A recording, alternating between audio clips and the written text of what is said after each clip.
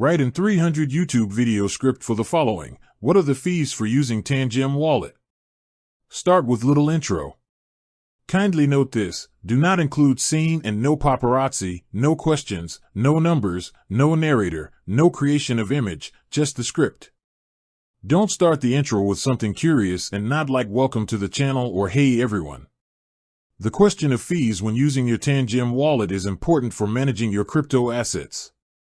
Let's break down the costs associated with this hardware wallet. Tangem Wallet itself does not charge any additional fees for simply holding, sending, or receiving cryptocurrency. This is a key distinction for a non-custodial hardware wallet. Once you've purchased the physical Tangem cards, there are no subscription fees, annual fees, or extra commission fees collected by Tangem for your transactions. However, all cryptocurrency transactions still involve network fees, and these are not set or collected by Tangem. These network fees, often called gas fees on certain blockchains, are mandatory for any transaction on a blockchain network, regardless of the wallet you use. They are paid to the miners or validators who process and secure the transaction. The amount of this fee is dynamic. It fluctuates based on the specific cryptocurrency network you are using and the current level of network congestion.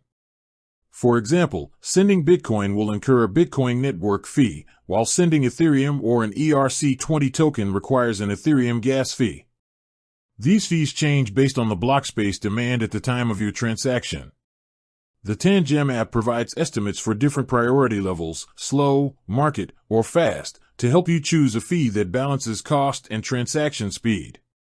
When using optional services within the Tangem app, such as buying, selling, or swapping crypto, you will encounter fees charged by the third-party service providers that facilitate these actions. Tangem integrates these services for convenience, but the associated fees are determined by the provider, not the wallet itself. The only persistent cost for moving assets is the blockchain network fee, which is an inherent cost of decentralized transactions and goes to the network's processors, not to Tangem. You pay one time for the physical wallet cards, and after that, the transaction costs are solely network-based or service provider-based if you use the optional in-app swap or purchase features.